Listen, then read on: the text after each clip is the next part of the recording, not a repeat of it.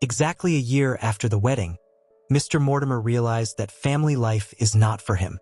The charms of the former freedom finally captured his thoughts. Something left the holiday, which used to seem to have turned into a dull series of everyday life before. The dreary sensation of the word never corroded it from the inside, especially under the influence of beer.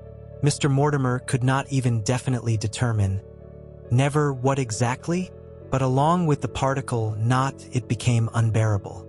He repeated these words to himself in different combinations as an annoying motive for the second month in a row. Mr. Mortimer could no longer live like that, and he decided.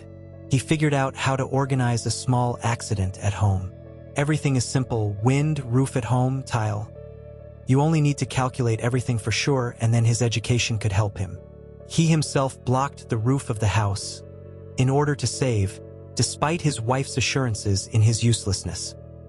He found and tested many times 8-kilogram corner detail, which, when falling, was supposed to completely cover the beloved shop of Mrs. Mortimer in the garden.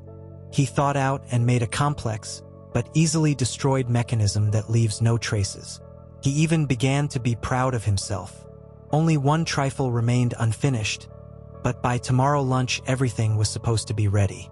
And here she is, his freedom, after so many hated days of imprisonment. Mr. Mortimer had already read in the morning newspaper that tomorrow the wind of medium power is expected enough to explain the fall of one tile. After lunch, Mrs. Mortimer, as usual, will come out with the book to read in the fresh air. Then it will grind it will fall asleep, and she will not even feel anything. He was pleased with himself.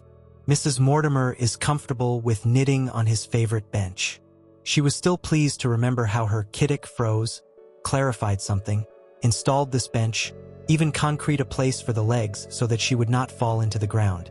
She decided not to take the book this time because in the morning she heard something about an eaterer, and today the lines carried away by the wind today did not want to.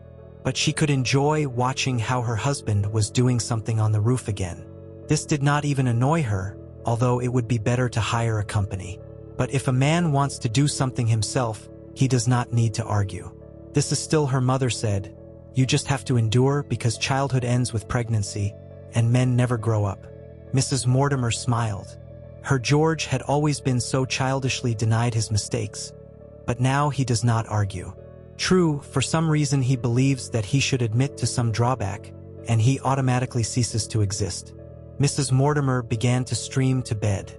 She put aside knitting and thought with pleasure. What a wonderful day will be.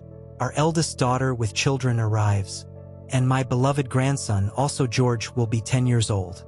There will be a holiday. Mrs. Mortimer rejoiced at life. Life was a success. She was happy.